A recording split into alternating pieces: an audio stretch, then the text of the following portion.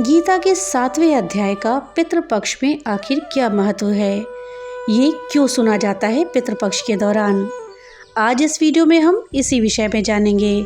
इस जानकारी के लिए वीडियो में हमारे साथ अंत तक बने रहिएगा, जिससे कि आपको सही और सटीक जानकारी प्राप्त हो पाए।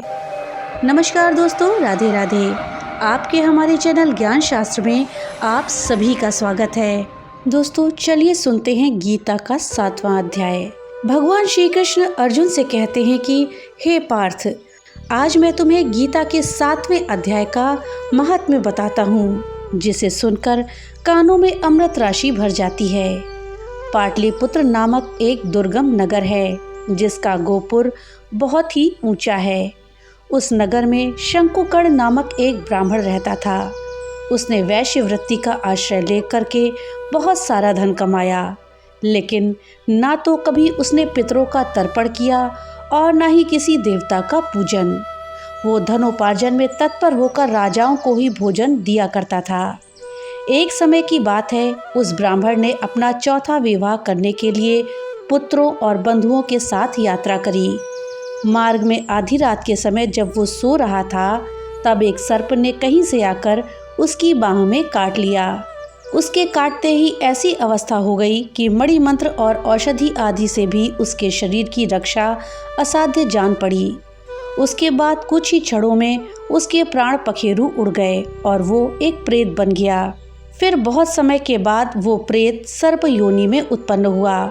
उसका वित्त धन की वासना में बंधा था। उसने पूर्व वृत्तांत को स्मरण करके सोचा, मैंने घर के बाहर करोड़ों की संख्या में अपना जो धन गाड़ रखा है, उससे इन पुत्रों को वंचित करके स्वयं ही उसकी रक्षा करूंगा। सांप की योनि से पीड़ित होकर पिता ने एक दिन स्वप्न में अपने पुत्रों के समक्ष आकर अपना मनोभाव बताया। तब उसके पुत्रों ने सवेरे उठकर बड़े विस्मय के साथ एक दूसरे से स्वप्न की बातें कहीं। उनमें से मंझला पुत्र कुदाल हाथ में लिए घर से निकला और जहां उसके पिता सर्प योनि धारण करके रहते थे, उस स्थान पर गया। यद्यपि उसे धन के स्थान का ठीक ठीक पता नहीं था, तो भी उसने चिन्हों से उसका ठीक निश्चय कर लिया और लोभ बुद्धि से वहां पहुंचकर बांबी को खोदना आरंभ किया। तब उस बांबी से बड़ा भयानक सांप प्रकट हुआ और बोला, ओ मूढ़, तू कौन है? यहाँ किस लिए आया है? ये बिल क्यों खोद रहा है? किसने तुझे भेजा है? ये सारी बातें मुझे बता। पुत्र ने कहा, मैं आपका पुत्र हूँ और मेरा नाम शिव है। मैं रात्रि में देखे हुए स्वप्न से विस्मित होकर यहाँ स्वर्ण लेने के कौतूहल से आया हूँ। पुत्र की ये वाणी सुनकर सांप हंसता हुआ उच्च स्वर से इस प्रकार स्पष्ट वचन बोला कि अगर तू मेरा पुत्र है तो मुझे शीघ्र ही बंधन से मुक्त कर दे। मैं अपने पूर्व जन्म के गड़े हुए धन के लिए ही सर्प योनि में उत्पन्न हुआ हूँ। इस पर पुत्र ने कहा, पिताजी, आपकी मुक्ति कैसे होगी? इसका मुझे उपाय बताएं, क्योंकि मैं इस रात में सब लोगों को छोड़कर आपके पास आया हूँ। पिता कहता है, बेटा, गीता के अमृतमय 7वें अध्याय को छोड़कर मुझे मुक्त करने में तीर्थ, दान, तप और यज्ञ सर्वथा समर्थ नहीं है। केवल गीता का 7वां अध्याय ही प्राणियों के जरा मृत्यु आदि दुखों को दूर करने वाला है। पुत्र, मेरे श्राद्ध के दिन गीता के 7वें अध्याय का पाठ करने वाले ब्राह्मण को श्रद्धापूर्वक भोजन कराओ। इससे निस्संदेह मेरी मुक्ति हो जाएगी। वत्स, अपनी शक्ति के अनुसार पूरी श्रद्धा के साथ निर्व्यसयी और वेद विद्या में प्रवीण अन्य ब्राह्मणों को भी भोजन कराना। सर्प योनि में पड़े हुए पिता के ये वचन सुनकर सभी पुत्रों ने उसकी आज्ञानुसार उससे भी अधिक किया। तब शंकुकर्ण ने अपने सर्प शरीर को त्याग दिया और दिव्य देह धारण करी और सारा धन पुत्रों के अधीन कर दिया। पिता ने करोड़ों की संख्या में जो धन उनमें बांट दिया, उससे वो पुत्र बहुत ही प्रसन्न हुए।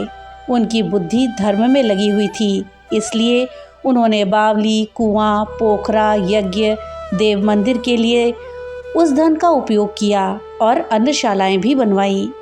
उसके बाद 7वें अध्याय का सदा जाप करते हुए उन्होंने मोक्ष को प्राप्त किया। पार्थ, ये था गीता के 7वें अध्याय का महत्व। जिसके श्रवण मात्र से मानव सब पातकों से मुक्त हो जाता है। पितर कहीं भी अपनी संतानों को परेशान नहीं करना चाहते हैं। पितर बड़े दयालु होते हैं, लेकिन संतानों की उपेक्षा से दुखी हो जाते हैं, क्योंकि संतान के द्वारा श्राद्ध कर्म और पिंडदान आदि करने पर उन्हें तृप्ति मिलती है और वे अपनी संतानों को धन धान्य और खुश रहने का आशीर्वाद देते हैं। पितर ये कभी नहीं चाहते कि उनकी संतानें उनको तृप्त करने के लिए बहुत कुछ करें। वो श्रद्धा भाव से किए गए श्राद्ध को खुशी से स्वीकार करते हैं। कहा भी गया है कि श्रद्धा के बिना श्राद्ध अधूरा होता है। श्राद्ध पक्ष में गीता के 7वें अध्याय का पाठ किया जाता है। इस अध्याय का नाम है ज्ञान विज्ञान योग। इस अध्याय का पाठ श्राद्ध पक्ष में जितना हो सके उतना करने का प्रयास करें। इससे पितरों को तृप्ति मिलेगी और पितर दोष से मुक्ति मिलेगी। महाभारत शुरू होने से पहले श्री कृष्ण ने अर्जुन को गीता का ज्ञान दिया था। इस गीता का 7वां अध्याय पितर मुक्ति और मोक्ष से जुड़ा हुआ है।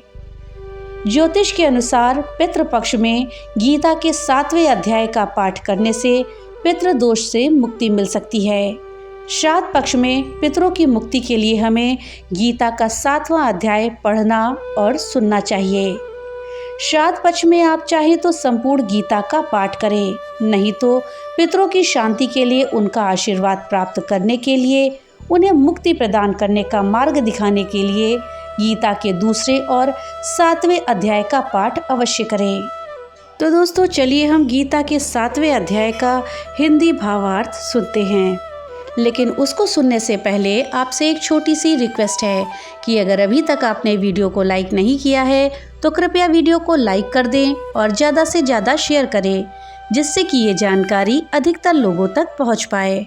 और हाँ, अगर चैनल पे पहली बार आए हैं तो कृपया चैनल को सब्सक्राइब कर दें और बेल आइकन दबाना ना भूलें, जिससे कि मेरी वीडियो सबसे पहले आप तक पहुंच सके। तो चलिए वीडियो में आगे बढ़ते हैं। श्री कृष्ण कहते हैं, हे पार्थ, अनन्य प्रेम से मुझ में आसक्त चित्त तथा अनन्य भाव से मेरे परायण होकर योग में लगा हुआ तू जिस प्रकार से संपूर्ण विभूति, बल, ऐश्वर्य आदि गुणों से युक्त है, सबके आत्मरूप मुझको संशय रहित जानेगा, उसको सुन। मैं तेरे लिए इस विज्ञान सहित तत्व ज्ञान को संपूर्णतया कहूँगा, जिसको जानकर संसार में फिर और कुछ भी जानने योग्य शेष नहीं रह जाता। हजारों मनुष्यों में कोई एक मेरी प्राप्ति के लिए यत्न करता है और उन यत्न करने वाले योगियों में भी कोई एक मेरे परायण होकर मुझको तत्व से अर्थात यथार्थ रूप से जानता है। पृथ्वी, जल, अग्नि, वायु, आकाश, मन, बुद्धि और अहंकार भी। इस प्रकार ये 8 प्रकार से विभाजित मेरी प्रकृति है। ये 8 प्रकार के भेदों वाली तो अपरा अर्थात मेरी जड़ प्रकृति है। और हे महाबाहो, इससे दूसरी को जिससे यह संपूर्ण जगत धारण किया जाता है, वो मेरी जीव रूपा परा अर्थात चेतन प्रकृति है। हे अर्जुन, तू ऐसा समझ कि संपूर्ण भूत इन दोनों प्रकृतियों से ही उत्पन्न होने वाले हैं और मैं संपूर्ण जगत का प्रभव तथा प्रलय हूँ, अर्थात संपूर्ण जगत का मूल कारण हूँ। हे धनंजय, मुझसे भिन्न दूसरा कोई परम कारण नहीं है। ये संपूर्ण जगत सूत्र में सूत्र के मड़ियों के सदृश मुझ में गुथा हुआ है। हे अर्जुन, मैं जल में रस हूँ, चंद्रमा और सूर्य में प्रकाश हूँ, संपूर्ण वेदों में ओंकार हूँ, आकाश में शब्द और पुरुषों में पुरुषत्व हूँ।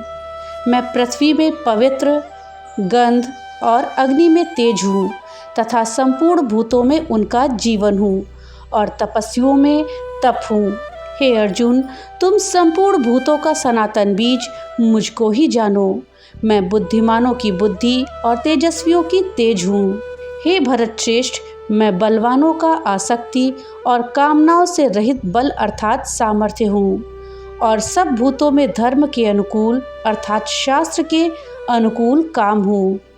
और भी जो सत्व गुण से उत्पन्न होने वाले भाव हैं और जो रजोगुण से होने वाले भाव हैं, उन सबको तू मुझसे ही होने वाले हैं ऐसा जान, परंतु वास्तव में उनमें मैं और वो मुझ में नहीं हैं। गुणों के कार्य रूप सात्विक, राजस और तामसिक, इन तीनों प्रकार के भावों से ये सारा संसार प्राणी समुदाय मोहित हो रहा है। इसलिए इन 3 गुणों से परे मुझ अविनाशी को कोई नहीं जानता, क्योंकि ये अलौकिक अर्थात अति अद्भुत त्रिगुणमयी मेरी माया बड़ी दुरुस्त है। परंतु जो पुरुष केवल मुझको ही निरंतर भजते हैं, वो इस माया को उल्लंघन करके जाते हैं, अर्थात संसार से तर जाते हैं। माया द्वारा जिनका ज्ञान हरा जा चुका है, ऐसे आसुर स्वभाव को धारण किए हुए मनुष्यों में नीच दूषित कर्म करने वाले मूढ़ लोग मुझको नहीं भजते। हे भरतवंशियों में श्रेष्ठ अर्जुन, उत्तम कर्म करने वाले अर्थार्थी, आर्त, जिज्ञासु और ज्ञानी, ऐसे 4 प्रकार के भक्तजन मुझको भजते हैं। उनमें नित्य मुझ में एक ही भाव से स्थित अनन्य प्रेम वाला ज्ञानी भक्त अति उत्तम है, क्योंकि मुझको तत्व से जानने वाले ज्ञानी को मैं अत्यंत प्रिय हूँ और वो ज्ञानी मुझे अत्यंत प्रिय है। ये सभी उदार हैं, परंतु ज्ञानी तो साक्षात मेरा ही स्वरूप है, ऐसा मेरा मत है, क्योंकि वो मन बुद्धि वाला ज्ञानी भक्त अति उत्तम गति स्वरूप मुझ में ही अच्छी प्रकार स्थित है। बहुत जन्मों के अंत के जन्म में तत्व ज्ञान को प्राप्त पुरुष सब कुछ वासुदेव ही हैं। इस प्रकार जो मुझको भजता है वो महात्मा अत्यंत दुर्लभ है। उन भोगों की कामना द्वारा जिनका ज्ञान हरा जा चुका है, वो लोग अपने स्वभाव से प्रेरित होकर उस नियम को धारण करके अन्य देवताओं को भजते हैं, अर्थात पूजते हैं। जो सकाम भक्त जिस देवता के स्वरूप को श्रद्धा से पूजना चाहता है, उस भक्त की श्रद्धा करो। मैं उसी देवता के प्रति स्थिर रहता हूँ।